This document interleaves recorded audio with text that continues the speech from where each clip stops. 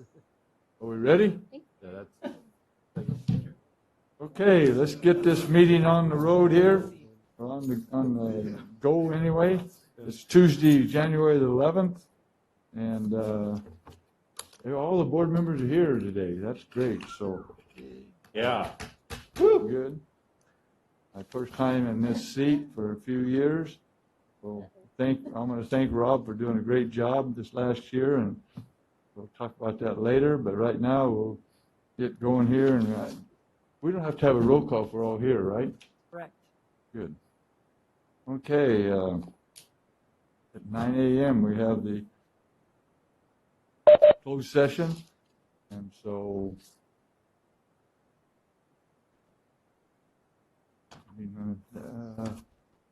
okay. Do we have any additions to the agenda?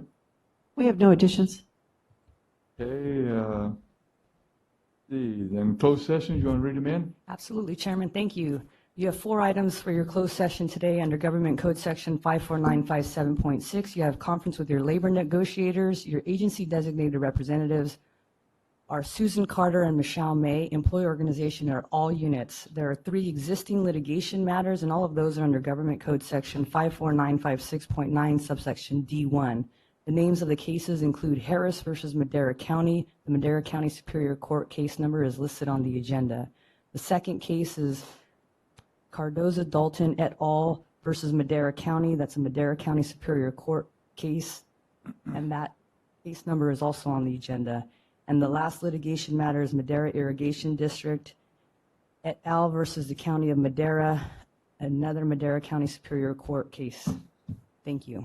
Okay, any public comment on those items? Seeing none, let's go into closed session. Wow.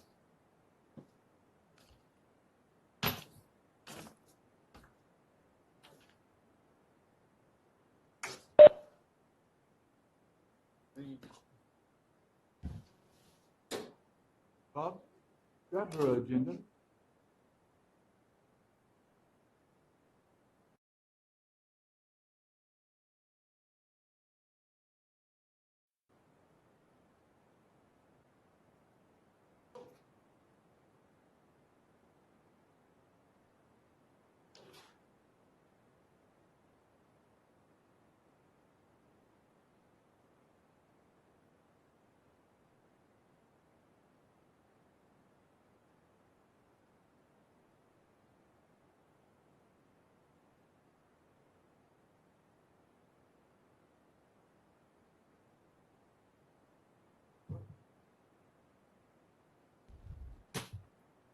It on? Yep.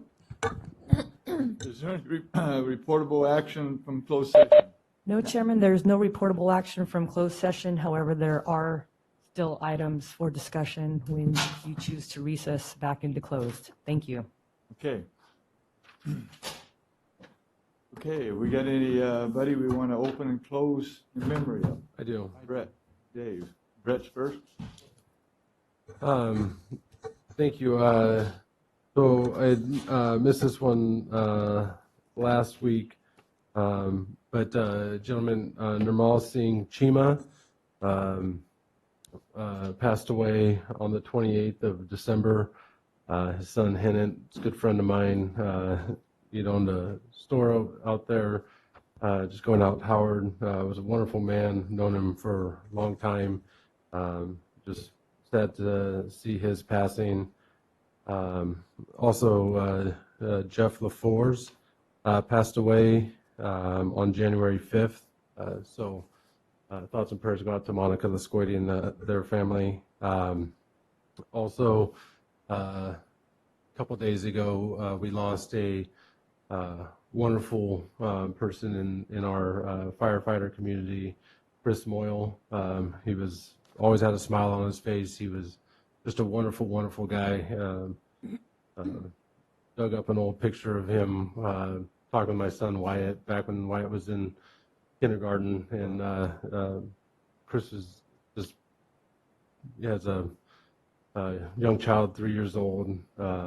Everyone loved him and just appreciate him for his service to our community. And prayers go out to our Madera County, Madera City Fire family. Thank you, Brett. Dave? Yes, it's with a heavy heart that I announced the passing of Pat Turk.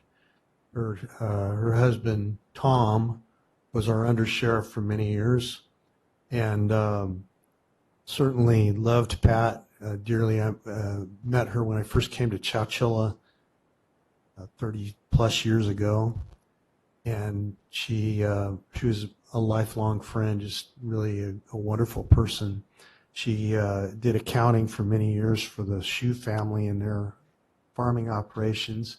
She was heavily involved in the Stampede, which is a community event that's now world renowned. It's the only one left in the world, and it preserves a heritage that she loved, and that's the cowboy persona and the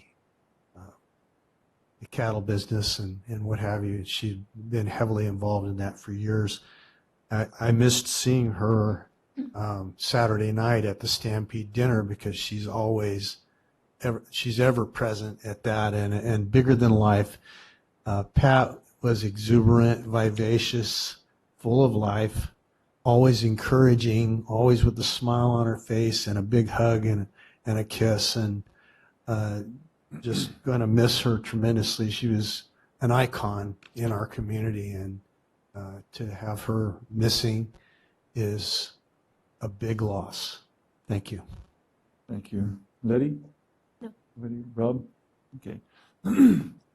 Okay, we'll have the invocation by Lance Leach from the Valley West Christian Center. Bobby McCauley will do our Chief of Staff will do the Pledge of Allegiance. Thank you. Good morning. If I first could say just Happy New Year's to you all. And we are so blessed to have Board of Supervisors and staff, but also Board of Supervisors who have labored for so long. It is so refreshing to come in here and see these familiar faces who love our county. Letitia, you're a breath of fresh air. It's good to see a lady back here with us. So this is a pleasure to open this year in prayer. I hope I can make it short enough for you, but long enough for what's needed. Father God, we come before you and we're so thankful for this community. We're so thankful for this county, the reaches of it, from the mountains to the valley. We thank you for all those that are pressed into action so early into the year, our school teachers who are coming back today, many of them, most of them. We thank you, Father God, for the work that's before them. We pray for safety, protection in this day for everything, but also for these that are with our kids and for the families. We thank you, Father God, for those that go into harm's way for us in our county, for our sheriffs, for our police officers, for our firemen, for those local and those up in the mountains. We thank you for their awareness. We thank you for their alertness. We thank you for their knowledge and their gifts and talents. There's so much to be thankful for here in Madera, and we owe so much to the protection and the guidance. I look at these numbers. I see this slide over here on this computer, and I see something very similar to last year. And God, I pray for even greater protection through the midst of sickness this winter, and that, Father God, you would give our hospitals and our different places of medical care grace, wisdom, mercy, knowledge, and understanding on how to deal successfully. We pray that, God, we all would be responsible, but we also would all have hope. And I pray for these men, for those that labor amongst them, that labor with them, that they would bring hope in the beginning of 2022 to Madera. I pray for harmony in this city, that all areas would work together and for the good of everyone. For the least known in this city, this county, would know that there are people who are fighting for them and bringing hope to them. We thank you for everyone that calls themselves a Maderan. Someone from Oakhurst, I was Chowchilla the other day. I thank you for that community. We thank you for all of that are represented in this county. We are so blessed. Thank you so much. And let this be the greatest year we have ever seen. For whatever reason it is, let it be. In your name we pray. Amen. Thank you. Yeah. Thank you for that encouraging prayer. Allegiance to the flag, to the republic, nation.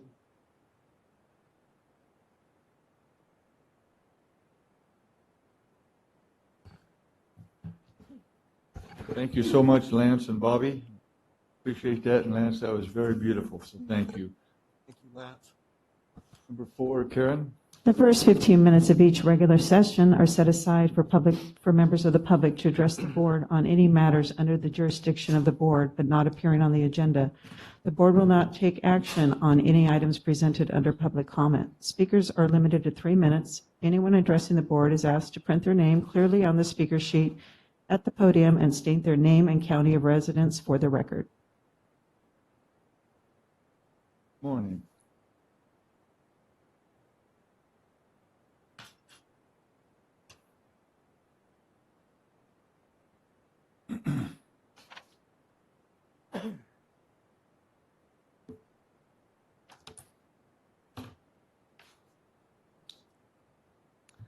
Greetings, supervisors. DJ Becker, a long-term resident of Madera County. I have been respectfully trying to get these answers to these questions answered since I emailed them to you all on December 16th. This is not in the spirit of transparency or public service. Residents and employees deserve answers to these important questions and concerns. Madera deserves answers. Does the elected auditor, Todd Miller, reside in California? There are multiple allegations by residents that Todd Miller appears to have sold and vacated his primary residence in Oakhurst in June and relocated his household to Washington State. Is he a full-time resident of California or another state? Residents are concerned that if he no longer resides in Madera County, he's not effectively able to fulfill his elected position as Madera controller or work in the best interests of Madera County. It also may be a violation of state law. Former and current Madera County employees are claiming they've discovered significant payroll reporting inaccuracies, and they were not notified of problems with their payroll. Was there a data breach, a ransomware attack involving Madera County financial records, payroll, or financial systems in the last 5 years? Were Madera County Social Security and Medicare accounts incorrectly reported, over-reported, due to errors in reporting or software security? Was personal employee information exposed to identity theft and then used in identity fraud? This appears to be the case. Residents and employees are also alleging that due to hostile and bullying work environment within the Auditor Controller's office, there has potentially been mismanagement, in addition to the significant turnover of experienced longtime personnel leaving this office. I think the biggest question is, has there ever been an independent investigation or forensic audit of the finances in this critical county department? Who is ensuring that the many millions of public and taxpayer dollars are being appropriately used and accounted for? This information is being requested for publication. Thank you.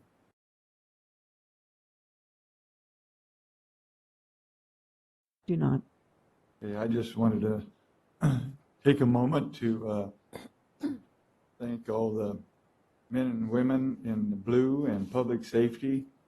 We're all wearing blue today to honor all of you, and we really appreciate everything you do. And then first meeting down here is your chair. I want to thank this board, and I really want to thank Rob Poitras for his great leadership last year. And thank you guys and girls for, I gotta watch how I say that now since we got that breath of fresh air like Lance said. A rose among thorns. That's the way my wife put it. Yeah, that's a good one. For believing in me that I can help run this board meeting today, this year. I mean, so looking forward to a lot of different things that I want to try to do this year, and it is my last year been on here 15 years and 2 months now, so, 2 weeks, so it's been a great honor. So now then, we'll move to the consent calendar. All matters listed in the consent calendar are considered to be routine and will be acted by one motion. Any questions from the board? Any from the public? Move to approve? Second? Okay, we don't have to do a roll call since we're all here. All in favor? No, we still do. We have to do. Oh, that's what we do now. That's right. Sorry. Okay, Karen.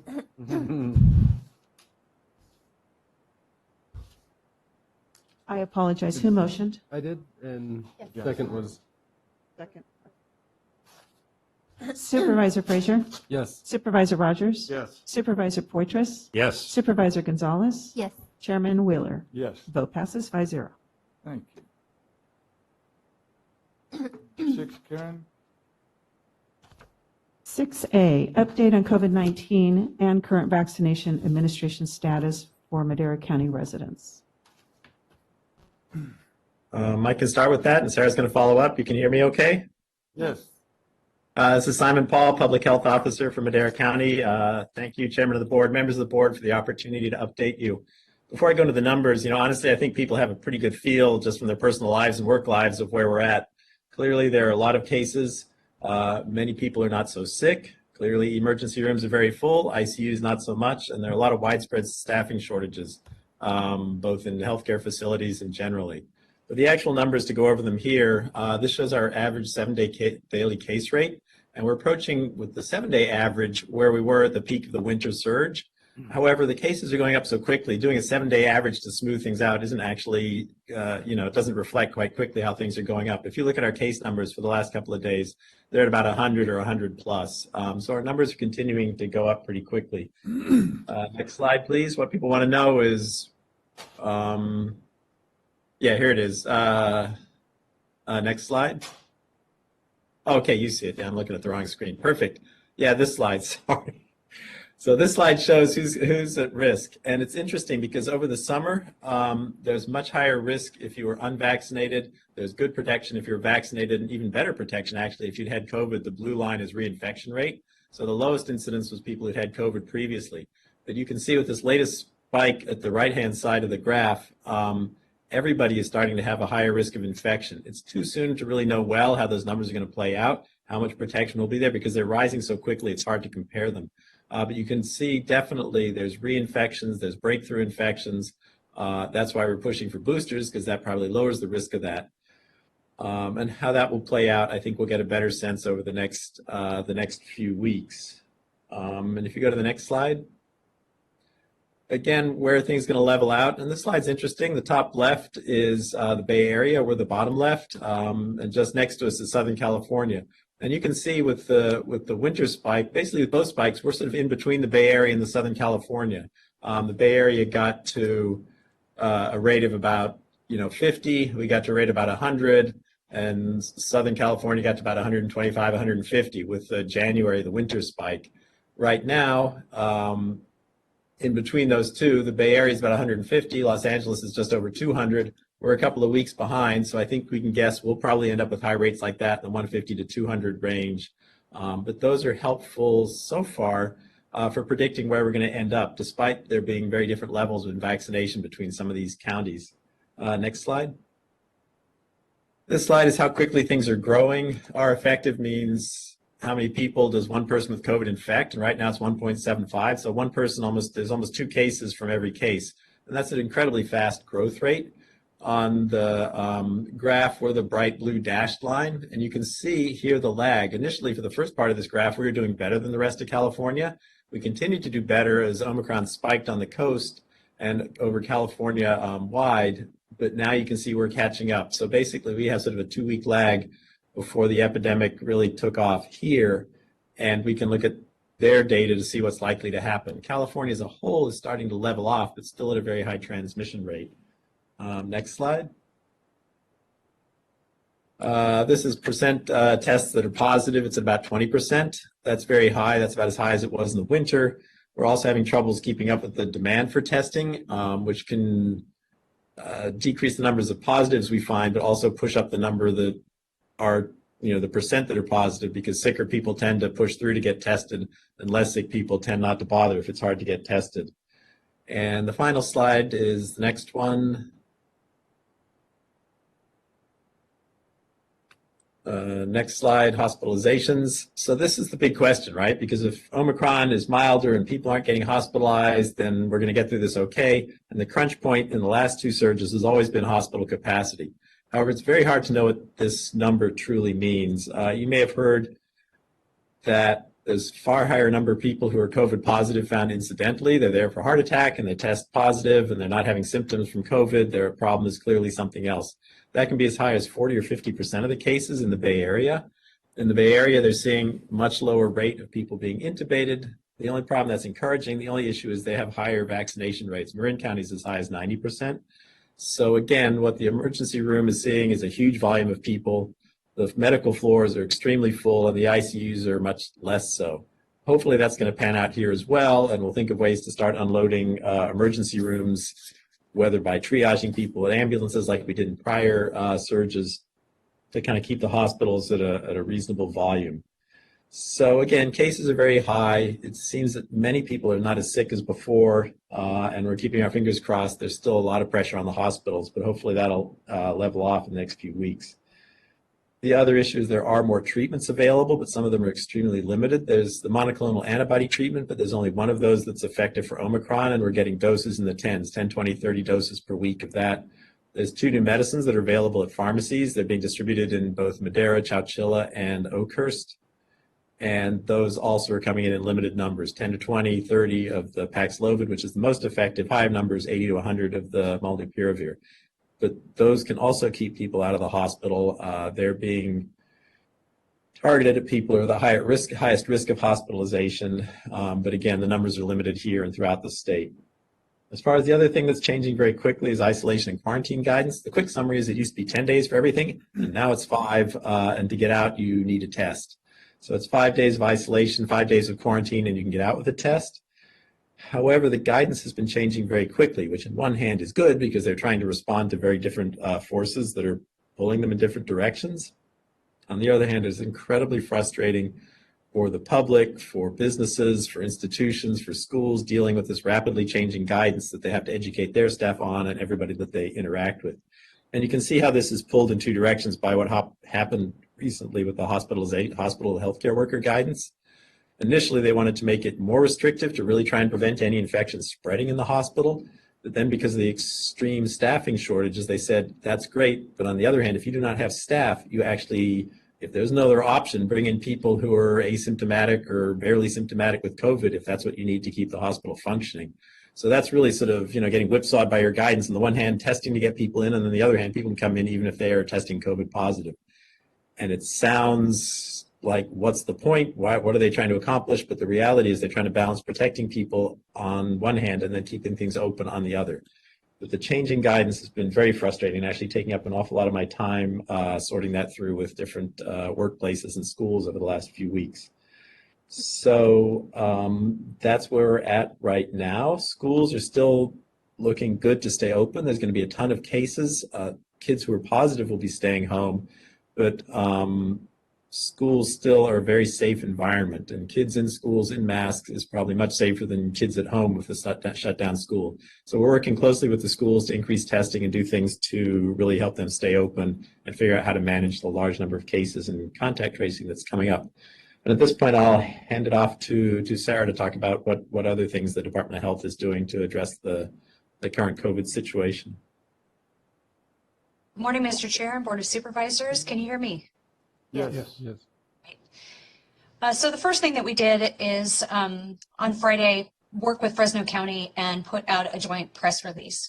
It was really to try and communicate out with the broader community that we're surrounded by, to let people know of how fast we expected cases to rise and what to do with what we anticipated to be overwhelmed testing resources, which manifested over the weekend. We have continued to see a huge number of cases in the last couple of days, as people have noted, and our testing resources are completely maxed out. We have already reached out to the state, as have every other county in the entire state, asking for more resources, both for staffing, mobile testing, and we hope to be able to have more staff arriving in the coming days, but our testing capacity will not be increased until at the very earliest, the 17th of January. So how to prioritize our testing is really a puzzle. And so what's really important for people to understand and know is that they should expect that they may not be able to get a test. And if they have symptoms, they need to stay home. If they can get a test, please do. But if you can't get a test, assume you're positive and wait until your symptoms have resolved and you have followed the isolation guidance to be able to come out of your isolation and not transmit it to others. We do have a small allocation of rapid home tests. They are being deployed through our community-based organizations as they are intended from the state to really be prioritized to individuals who have difficulty accessing tests, either due to not being able to purchase home tests, but also transportation issues to be able to get into test sites. Our churches have also, we've reached out to them and offered allocations, and we've been working with businesses that have been identified that have high-risk indoor settings where it's difficult for staff to be able to distance, and we're working with our businesses to try and safely stay open and available to the public. In response to cases among county staff, because like every other business, we're seeing increasing cases. It's an unusual situation for public health, well, not unusual, but right at the time in which we really need more staff, we are experiencing the same shortage that others are. And there are a couple of different things that we've been working with administration and human resources to be able to address that, as well as shortages in other county departments. Really want to acknowledge the work of human resources and county administration in expediting the implementation of our telework policy so that we can have fewer people in the office and reduce exposures, as well as working with the Sheriff's Department and county administration to see if other county departments can help us with clerical support. We did have also an outbreak response team that came from the state to help with vaccination of our staff. We encourage everyone to continue to follow through with vaccination. Now is a great time to get vaccinated, and we are sustaining our vaccination clinics. Boosters have shown to be really, really important, as Dr. Paul pointed out. All groups, whether prior infection or those who are vaccinated as well as unvaccinated, are seeing an increase in infection with Omicron. And a lot of that is due to waning immunity among people who have prior infection or are vaccinated. So those with prior infection can get one dose and get that boost that way, and then others are encouraged to get their booster if they are eligible at this point. The masking order has been extended to February 15th in response to the surge. And just want to reiterate in closing that it's really important for people with symptoms, any symptom, to stay home. If they can't access a test because of limited resources, then assume you're positive and isolate until your symptoms have resolved. If people have any questions about what to do, they can visit valleycovidhelp.com for more information. We're available for questions. Any questions from the board? Yeah, I have a Dave, couple. yes. This is for Dr. Paul. Is he still online or? I'm still here. Okay, great. Can you reiterate that, I think it was the first slide where you talked about if you'd been previously infected with COVID, that the rates were lower for reinfection than the other? Not with the Yeah, that's on that graph, and that's also data that we've been looking at closely and just finished analyzing through December 7th, which is prior to Omicron. For the first 90 days, if you got COVID or a vaccine on the same day, for the first 90 days, you're more likely to test positive after having COVID. A lot of that may not be reinfection. It may just be leftover positive tests. But from 90 days to 300, you're actually about half as likely to test positive again for COVID if you had had COVID previously versus if you're vaccinated. So two things, they both showed great protection versus being unvaccinated. And And there's other studies. What we did not look at is hybrid immunity. People who have had COVID and also got vaccinated, they tend to do better than sort of anybody else, right? So it doesn't change the recommendation that if you've had COVID, you should get vaccinated. But it also does show that prior to Omicron, having had COVID gave you good protection out to about 9 months. And it's not a total surprise. Like already we knew that out to 3 months you were, there was no rush to get vaccinated because you weren't going to get reinfected for 3 months. Our data shows that that could probably be 6 months, 9 months. And it is 6 months, at least until recently in Europe. The problem with Omicron is, again, how well we have to do the study over again, right? We do not know how well the vaccine, how well having had COVID before will protect you from infection with Omicron, hospitalization from Omicron, and ending up in the ICU from Omicron. And so those are real unknowns. So until now, that's what's interesting about the graph. What you're asking, yeah, post-COVID, you had pretty good immunity. Whereas now we kind of start from scratch again. My guess is they're going to be fairly similar. And my guess is you're going to have a very high risk of breakthrough and reinfections, but a significantly lower risk of getting very ill. Right. And that's why we have to be careful using the Marin County data, because they're 90% vaccinated. So they're going to have a huge case rate, but they may have a very low ICU rate. We might have a similar case rate, but if we have fewer vaccinated people, we may have a higher ICU rate. So that's why it's a little bit tricky knowing where we're going to land, looking at data from the counties that are ahead of us. Sorry, but was that what you're asking? Did I get at that? Perfect. Also, my thoughts concerning the ER, a question out of that, the high use of that. Would you assume that that's more out of fear or of actual need? Initially, people, think, oh, I've got something, I'm going to go to ER because it could end up being severe. What are your thoughts? Yeah, and what was very helpful with the winter surge was honestly, a lot of people go through, not everybody, so it doesn't help that much, but for EMS at least, then there's somebody medical who can triage the person before they go to the emergency room, and they can assess them and say, yeah, you should go to an urgent care, or you should call your doctor tomorrow. Normally they transport anybody who needs to go to the emergency room, but when there's a surge, when there's a crisis, they can, assess people and tell them to not go to the emergency room. Right. For the general public, the messages to get out are, don't go to the emergency room for testing. If you aren't needing to be in the emergency room because of an emergency like trouble breathing, you can stay home. As Sarah said, if you don't get tested, assume it's COVID. The test isn't going to change your treatment unless you're very sick. So if you're sick, yes, you need to go to the emergency room. That's always true. But if you're moderately ill and are just worried about what's going on, there's urgent cares, check with your primary care doctor. Or remember that it's probably COVID. That's what all of it is out there. And unless you're in a very specific group, elderly, multiple medical problems, really the treatment is the same as for other viral illnesses. Stay home, rest, Tylenol, and if you're feeling worse, then call back or do come in. Right. Thank you so much, Doctor. Any other board member? Yes, Letty. Oh, I'm sorry, it's up here. I'm really Thank messing you. it up here. Yes, Sarah, you mentioned that we have limited resources, specifically the at-home test kits. Is she still on here, or? Yeah. I'm here. Okay. But you also mentioned that you've distributed some of those test kits to schools and businesses. Is there a way you can provide us with a list? Because we get calls from folks who are trying to access at-home kits, and I know that you don't necessarily want them contacting the public health department, correct? Correct. And so the businesses that we distributed to, ideally, they're using those with their employees to be able to keep their businesses open. And I think that the distribution list that probably would be most helpful to you would be our community-based organizations and perhaps our churches, and we can absolutely provide that list. Okay, thank you very much.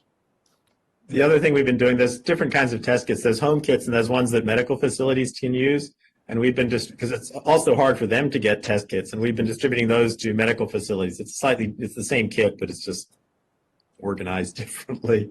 So we've also been trying to help healthcare facilities both keep their staff back on the job by being able to test if they don't have available test kits, and also for testing patients that are coming through the door. So that's a separate distribution program, but we've opened that up to any of the private doctors' offices. The hospitals as well have accessed it. Okay, Supervisor Fortress. Thank you, Mr. Chairman. I just wanted to give you an update in regards to the situation at Madera Community Hospital. I had a meeting yesterday there, and they're still paying a lot of money to these travelers. It's about $200 an hour versus about 20 to 25% of that a normal nurse's salary. But the good news is that in the ICU, there's only 3 patients there because of COVID, and of the 56, 57 individuals in the hospital total, 10 are there because of COVID. So it looks like the severity, again, there's a lot of cases, but not as severe. exactly. So, and that was as of yesterday. Now, it could spike today, it's spiking, but that's hot data. Are those Omicron cases, or they I don't know. They're probably. didn't break it out? At this point, they probably are, yeah. Mm-hmm. Thank you. Okay. Yeah, I'm vaccinated, previously infected, still got it, but much milder symptoms than the first time. Great. If that can help your data. Yeah, I'm not vaccinated. I had it, and of course, I was asymptomatic the first time I had COVID, and this time it was like a cold. It was a head cold, and That's worse. the same for all of my family. The head cold. Yeah.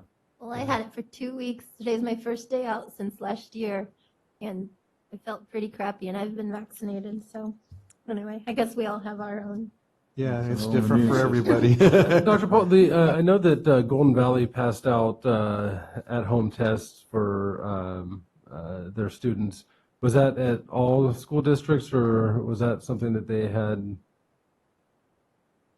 Yeah, so the state works directly with the schools, and that pretty much for every school in California, they try to provide enough test kits for every student. So all of the schools in Madera County got them, and they arrived, I believe, kind of over the first week that the schools that opened early were reopening. And a separate program, that's for them to distribute to families to use at home. They also support testing at the schools, and we've been working with getting all of the schools. Madera Unified did it first, getting connected with the state. Now, most of the school districts have state support, either financial support to pay for your testing staff. They provide the testing resources and the platform to use it.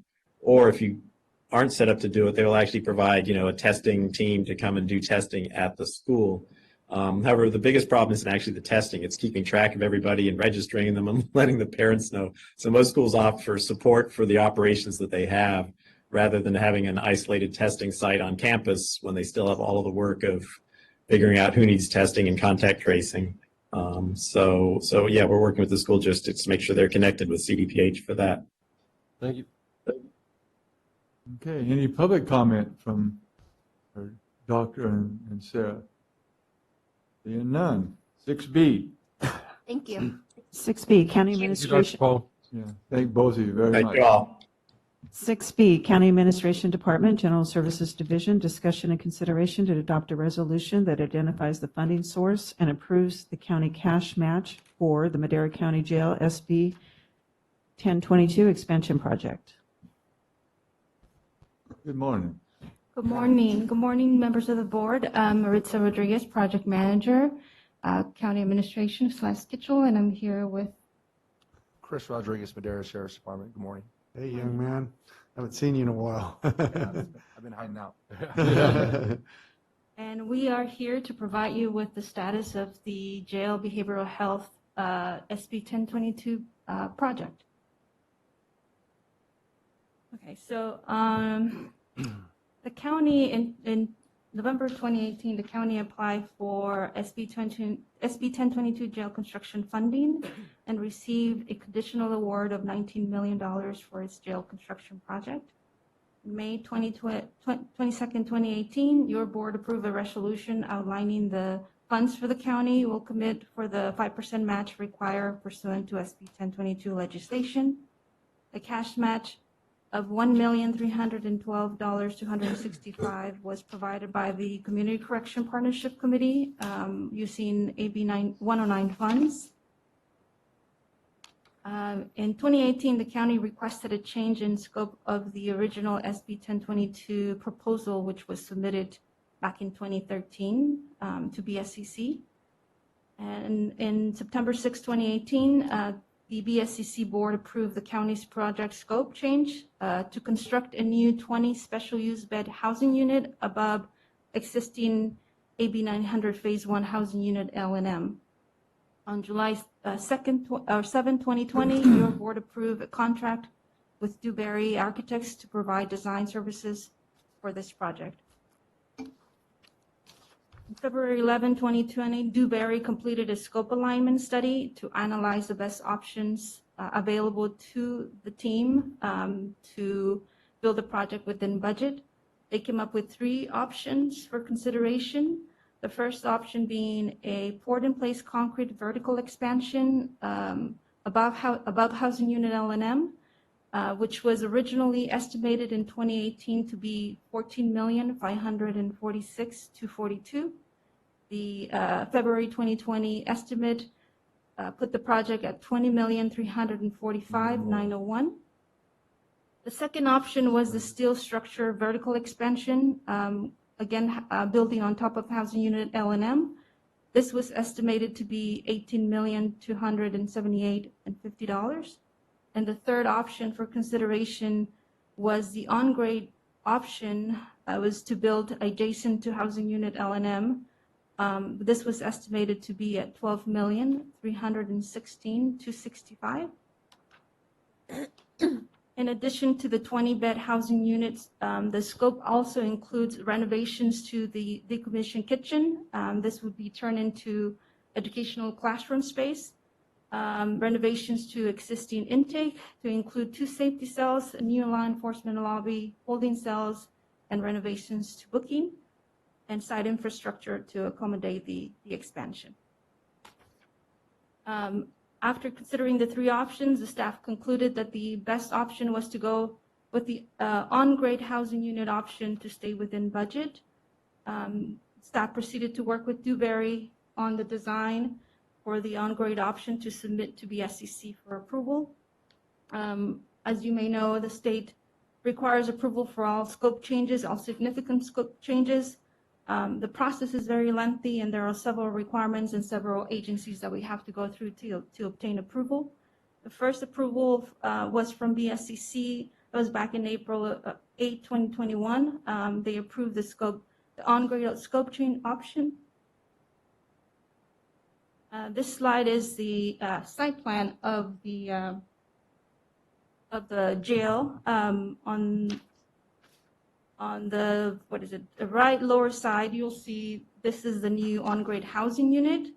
This is the existing housing unit L&M that was built with the first phase 1. This is the intake that would be expanded. And this is the old decommissioned kitchen that will be turned into classroom space. And I'm going to turn it over to, on the next slide, we'll talk about the, this is the floor plan for the new housing unit. We have 10 special use behavioral health cells here, and then 10 on the lower side with multipurpose rooms and classrooms in the middle.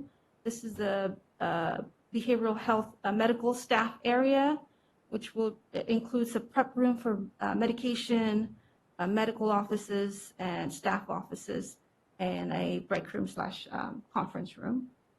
And I'm going to turn it over to Assistant Director Chris Rodriguez for the operations. Regarding the operation of the facility, once we identified the on-grade option, I thought it was important that we identified the need. The current need of our facility are psychiatric beds.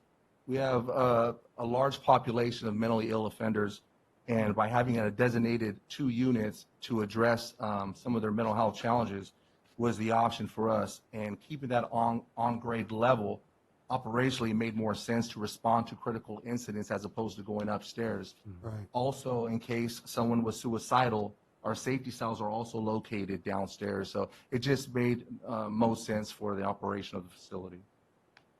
And the next slide is the floor plan of the intake area. And in here, you'll see the expansion of the law enforcement lobby right in this area. They have 2 holding cells and a restroom. We have 2 sally ports that directs secure area with holding cells in the secure area, booking stations, and then the 2 new safety cells on this area with a washroom. We also have a area for in-person visitation to comply with the new legislation regarding in-person visitation. So I'm going to let Chris speak to the operation. The current booking area was built in 1988. At that time, the population for the jail was at 292 capacity. With the additional 20 beds, we'll be at 584. That booking area has not been expanded at any time. The amount of people that we process is definitely not what we were processing in 1988. And we have to have a larger workspace for the safety of our staff and the population. This project is going to give us a much needed 2 additional safety cells. I can't tell you how many people are suicidal once they come into jail, but we only have 2 safety cells currently, and this is definitely a much needed expansion. It's also going to give us 2 additional holding tanks, but my staff is extremely excited with the possibility of growing our booking area, because right now it's not really practical. We really are stepping all over each other just to process someone. So this project would definitely expand that booking area because it's much needed. Chris, real quick, on how many rooms will be for the mental now? You have 2 now, and how 20. many? 20. Well, no, 20. the safety cell Safety cells, I is mean, for yeah. suicidal inmates. We will double that to go to 4. 4, okay. So this next slide shows a floor plan of the central plant. We will be adding a new cooling tower, a new generator, and a new chiller. And on this side, you'll see the floor plan for the renovated old kitchen that will turn into classroom space. Right now, since 2011, since prison realignment, we've been given the task to provide education, rehabilitation services to our inmate population. We've been doing an outstanding job, literally finding closets. Anywhere where we can teach a class, we've been able to do that. Multi-purpose rooms. What this does is give us a designated location to provide services, and we can assign staff members there, and we can have 3 classes going at the same time, including vocational courses. I think ultimately we want to make sure the inmate population receives these services where they can one day come out and be productive citizens and giving them the tools they need to be successful. And so just real quick, we have a computer lab in this area. We have 2 classrooms, one here and one in this area. We have an existing solar classroom that already exists that we're going to build around, and then 2 staff offices. So the construction industry currently is experiencing extreme cost increases and supply chain disruptions. Before the inflation trends came into play, the analysis performed between the original scope of work and this on-grade option that we're discussing today reflected a savings of $3.4 million, which equates to about 17% savings. However, for context, from 2016 to 2020, the California Construction Cost Index was an average of 3.12%. In 2021, it is currently sitting around 13.4%. So there's a wide range of products that are for construction that are experiencing double-digit increasing in pricing within the last 12 months. And so here we are. So based on the issues that I enumerated before, the updated cost estimate that was conducted puts the construction cost for this project at $24,148,518, which would require an additional cash match contribution of $3,584,377. The State Public Works Board requires that your board accepts this resolution assuring the funding sources before approving the scope change and before approving the preliminary drawings. This is a project milestone schedule. Should your board approve this resolution today, the next step would be to obtain State Public Works Board approval of the plans in the scope change. This is estimated to be scheduled for February 11, 2021. Following that, we would obtain approval from the Department of Finance for the drawings and to proceed to bid, estimated to be August 12, 2022. Advertisement for bids, August 15, 2022. The State Public Works Board item approval is estimated to be September 9, 2020. Bids due to the county, September 13, 2022. And we will be back to this board for approval of the construction contract in October 2022. And pool money investment bond, it's scheduled for November 16, 2022. The Department of Finance in the following right after that, and the notice to proceed to the contractor November 22nd, 2022. There's a 17-month construction completion, which would put us at April 2024. And with that, we'll open it up for Supervisor Frazier. Thank you, and thank you for the presentation. Had we not gone to on grade, it would have been like a $7 million match. Is that correct? It would have been, yes, it would have Okay. been about 7 million, yes. And that's general fund. There's no more from the community corrections partnership, or We all- would this? Yeah, we only have the 1.3 million that was approved by AB 109 funds. Yes. Okay. There's still there's such a shortage of behavioral health beds in the valley. We were lucky to get that private firm that's going in and doing a hospital out by Valley Children's. Will be a huge impact, but we are at such a deficit that, you know, even if there wasn't the other parts in it, I would be for these 20 beds. It's so necessary, just from a community safety, as well as helping these individuals get the help that they need, whether they be incarcerated or at a mental health facility.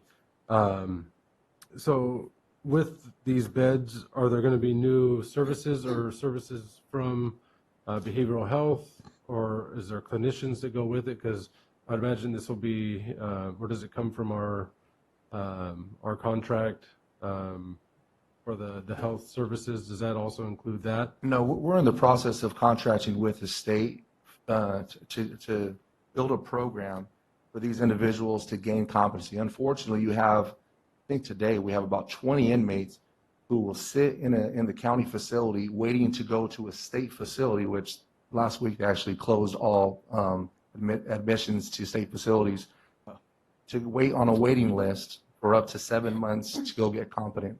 So if we actually have a designated housing unit, the state will reimburse us, staff it with all the medical personnel for them to regain their competency, for they can continue with their criminal proceedings. That's groundbreaking. We just didn't have the actual location to Right. provide those services. And so moving forward, once we have a designated 20-bed facility, I think the intent of that is for a jail-based competency treatment facility. So that's huge. And so there's a lot of liability with this population. So yes, the 20 beds is something that not too many facilities in the state of California will have, and will be ahead of step of those counties. Yeah, and I forget what it is. There's a commonly held in the Central Valley is well below it, like number of beds per 100,000. Right. And I want to say it's like 20 or 25 just overall beds. So to be able to add 20 into our jail where there's the repeat offenders that have these issues, to be able to accommodate that is going to be huge. Very, very important. And then on a positive note, when you talked about the classes and changing the kitchen to that, Chris, you taking me on a tour of the jail, and I remember the only place that I didn't feel uncomfortable or that something bad was going to happen was in the class, because the blank looks that were in general pop versus in the class, where there was like, you could see some gleam of hope in their eyes, that there was something that they were doing that was positive and was going to go back out. I mean, it was so impressive to see, and seeing you speak at like the meeting of the minds for workforce development and what Madera County is doing. and this is just adding on to that, I think is, that's such a positive to be able to have that, as well as these mental health beds is going to be a great addition. So appreciate this work. Supervisor Rogers. Yeah, this is a huge issue. It's expanding. It's not going to go away. It's going to get bigger.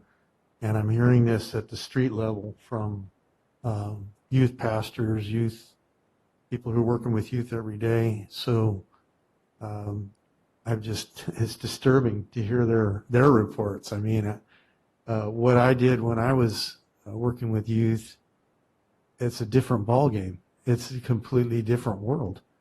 And I don't know what's happened to create that, whether it's absentee parentism or the lack of it, lack of parenting, or the pandemic and situations stemming from that as well. Nonetheless, we have to deal with it. It's left in our lap. So it won't go away. We've got to deal with it. And it's not going to get any cheaper. It's going to continue to escalate in cost. You can see the value of that construction just, it's on an exponential note. I did a project last year, and midstream, it immediately went up 30%. And I was grateful to have a client who understood the circumstances. You've been bankrupt, huh? He adjusted his costs, but that's what we're dealing with, 30%. I mean, that's crazy. Who would have thought? And right now, there are materials you can't even get. You're waiting in line for them. They're ordinary products like switches and plugs and what have you. So you don't know what's going to occur tomorrow in regards to the cost of these materials. They may not be available for a year. And some things you're waiting that long for. Have we built that thought into the concept of what we're doing? And that's one question. And we have 1.4 commitment from the AB 109, and 3.4 need. Is 1.4 included in that 3.4 or not? That is in addition to. Okay, so that's another 3.4 over the 1.4 that we. Okay, that was the question. It's on here. Yeah, I couldn't materialize that in my mind, so I just wanted to make sure. Sometimes seeing things you get mixed up. Can you give us a synopsis on that, Joy? Yes, thank you, Supervisor Rogers. Assistant CAO Joe. Yeah. So before answering specific questions, I kind of wanted to add like 3 points. I mean, staff isn't happy that we have to recommend an escalation in the project, but that is the reality. We didn't take the options lightly. We did have a conversation with BSSC, and there is really no avenue. They don't have a history of augmenting the funding. They've already augmented this once from 15 to 19 million. The reason why we got allocated was a lot of counties backed out, probably likely for the same reasons, right? It takes forever for the process to go through, and by the time you get there, you have a funding difference.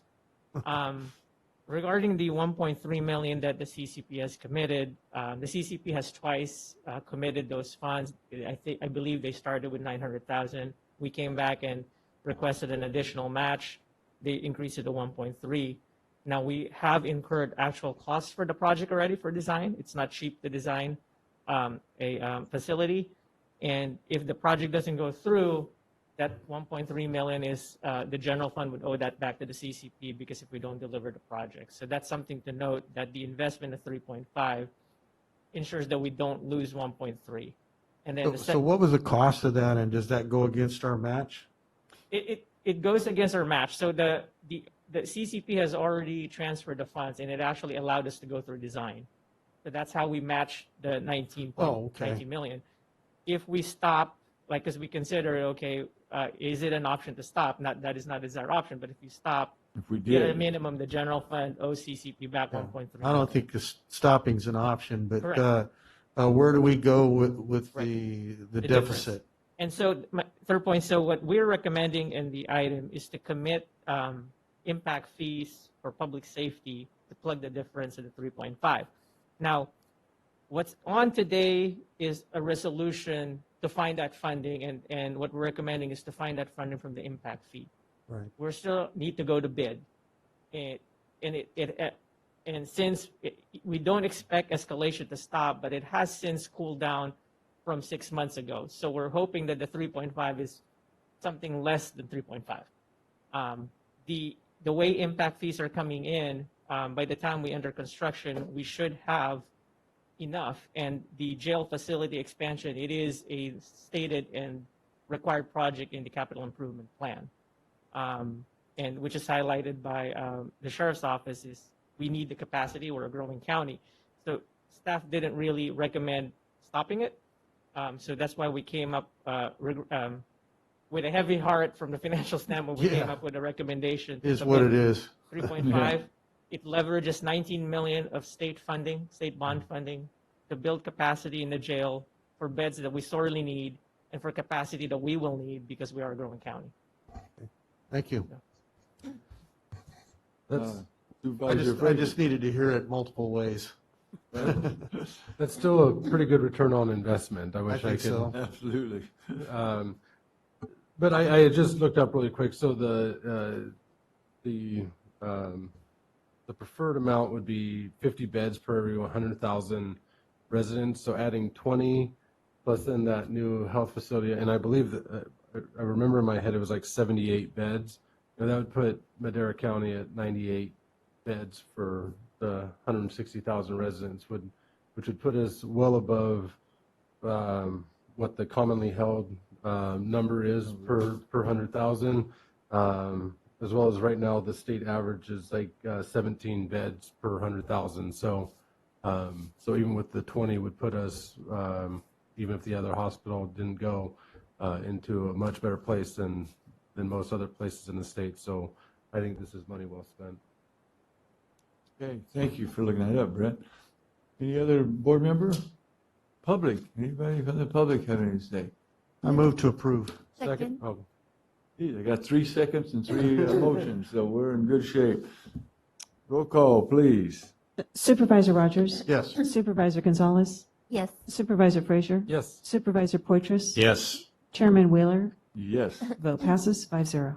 Let me say one other thing about that, if I can, Tom. Yes, You know, go we were really smart to step into our expansion program years ago. We utilized that Years ago. $30 million to expand the jail. This is another smart move.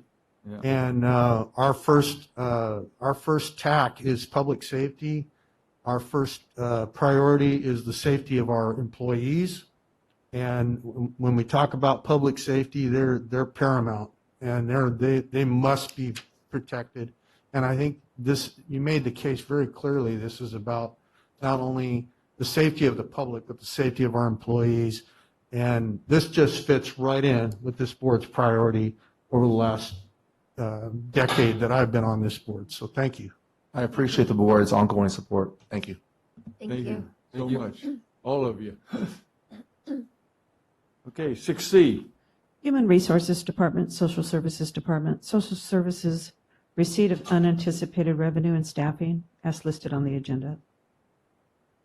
Good morning, Deb. Good morning. Excuse me. Good morning. Good morning. Let's go. Good morning, Supervisor Wheeler, Chairman, the Board of Supervisors. I appreciate the time today. I am Deborah Martinez, Director of Social Services, and I guess I need water or something. At any rate, thank you, Regina. Okay. So at any rate, I'm here representing the item. I know that for Alba is not feeling well today from Human Resources, but it's a joint item. The recommendation here is to acknowledge the funds that we are receiving from the state, and they were unanticipated due to their increased requests for services for our community. We are requesting to actually add 39 positions and delete 26 positions, so that the net can serve the requirements that the state has imposed with increased eligibility to certain programs in our county to serve all our citizens. there any questions? Yeah, any questions from the board members on this? Does this clean up a lot of, with this, clean up a lot of things that you needed to in terms of eliminating maybe positions that didn't need to be or needed to be reclassified into these? Very true, Supervisor Frazier. What happens is that we didn't have enough clerical support, so I have filled some of the positions in order to be able to have clerical support. So this is really kind of cleaning up some of that, but we do have additional needs. We need an additional deputy counsel for our child welfare and our public guardian office because we're swamped. And we need additional folks working on our employment and temporary assistance program for our housing programs. We have, as you note on here, we have different programs that are going to be increasing. Eligibility to Medi-Cal is increasing, which increases those that are going to be eligible for IHSS program. And we are increased responsibilities under Adult Protective Services. Generally, we make sure that that elderly is protected for that night. We try and solve what other problems they have by referring them to community services.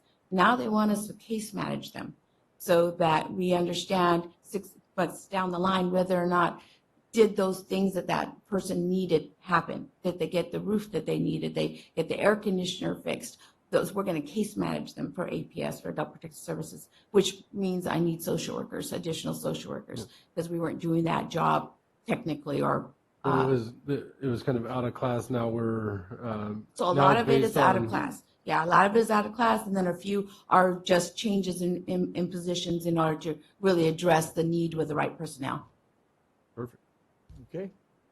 And of course, there is no net increase in county dollars from these. Supervisor Gonzalez. Just one quick question, Deborah. Do you have capacity in your facilities? Oh yeah, we planned our community very well. So our main campus has got lots of space. So we are in no need in the next, I would say, dozen years for space. Okay, thank you. And also, this is continuation money too. It's not just, it's not a one-time dollar.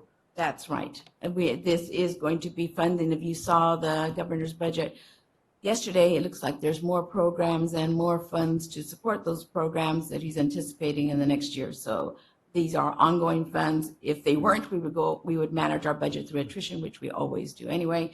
But we have no fear that we are keeping a very conservative number.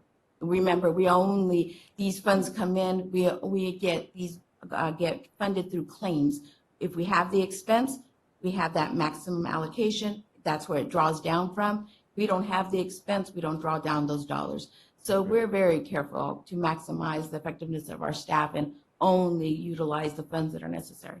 I just want the public to know that this is not nothing that in 3 years or something we have to come out of our pocket. Yeah, it's not a grant. It's ongoing funds until it isn't with California. It's always good to ask that question, so. That's right. I really appreciate that. It is a good question. And I thought it was really important to have the public see this because it just shows how our staff is always reaching out. It's like the sheriff's just left department trying to improve all of our services, so. Yeah, and we are very, very careful. My fiscal manager, Nadeep Singh, and I and my deputies work very careful with our fiscal planning and with our budget to make sure that we are utilizing what we need and leaving on the table what is not necessary. But these positions are absolutely necessary. We can't move forward.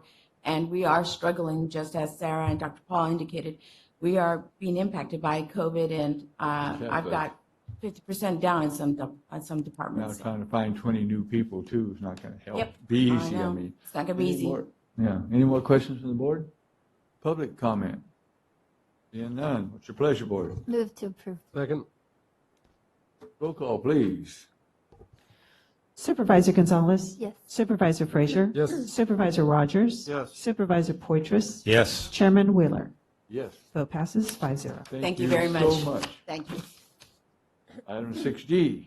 6D, Probation Department, discussion and consideration to adopt a resolution approving a proposed moratorium on the assessment and pursuit of collection of certain adult criminal justice fees pursuant to AB 177, effective January 1st, 2022. Good morning, Chairman Wheeler and the board. Stephanie Stokel with probation. I'm going to defer to our revenue services manager. Sharon Sampalesi on this item. Morning, Board. Morning, Sharon. Can I morning. pull this down? Yes, please do. Good morning, yeah.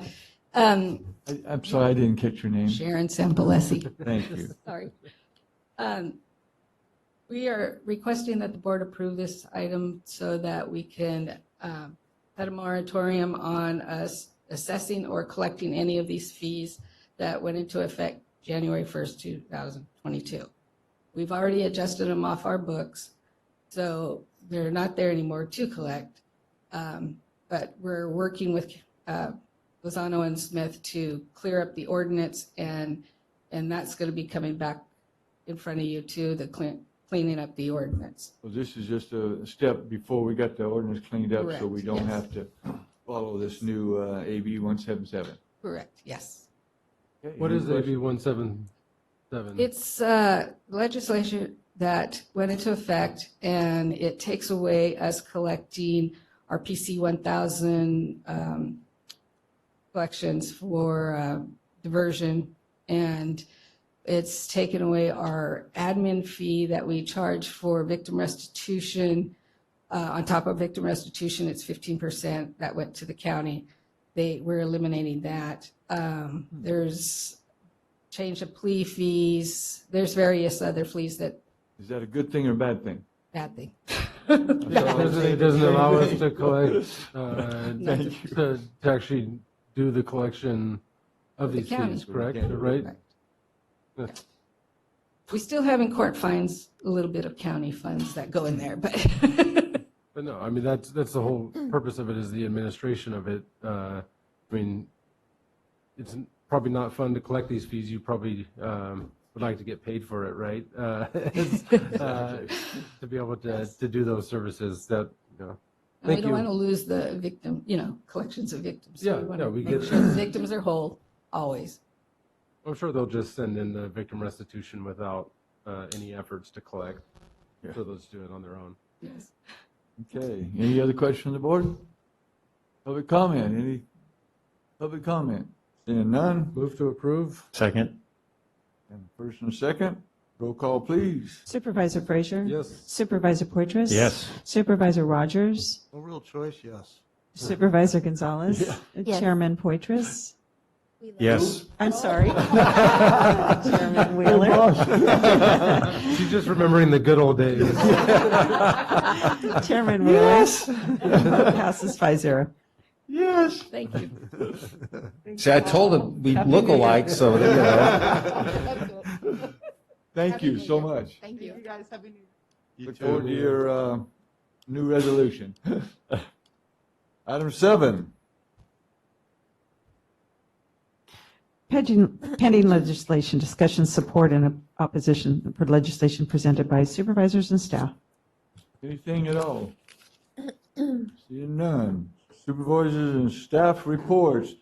Mr. Supervisor Rogers. Yes, I enjoyed the Stampede Dinner annual event. There were probably 600 people at that event. Very well presented. Anybody get COVID? I don't know. Supervisor Seemed like everybody was happy and healthy there. It was Frazier. a fun time. Good. I don't have anything. Supervisor Gonzalez. Yes, thank you. Good to be back. Like I said, I was out for 2 weeks. Yeah. So it's nice to be out. Who and won last night? Or night before last? Oh, yeah, the Raiders. Just real quick, Monday is MLK Day. Madera Coalition for Community Justice is putting together a safe commemoration to celebrate his birthday. They're holding a paint party, a non-traditional event, no speeches, essay contests, etc., but instead inviting community members to express themselves by adding their artwork, prose poetry on an art wall that's being recently installed. So if you need more information on that, we can share that. And I think that's it. Thank you. Okay. Supervisor Poitras. Well, in the spirit of MLK weekend, the national champions are the Georgia Bulldogs. Yeah. The state of my people. So there you go. And that's all I have to report. Okay, Assistant CAO, Nothing to report, Mr. Chairman. County Council, No report, Chairman, thank you. Karen. Nothing to report, thank you. Okay, I was just going to say, for me, thanks again for electing me as your chairman this year, and looking forward to this year, some exciting things to happen, and Brett and I were on the Yards Zoom meeting yesterday, so we're trying to get that moving, and Jake in there and Oakhurst to go up to Yosemite, so that's it, and now we'll go into closed session again, since we didn't get finished. It's 11:15. We'll finish that up and hopefully be done by lunch.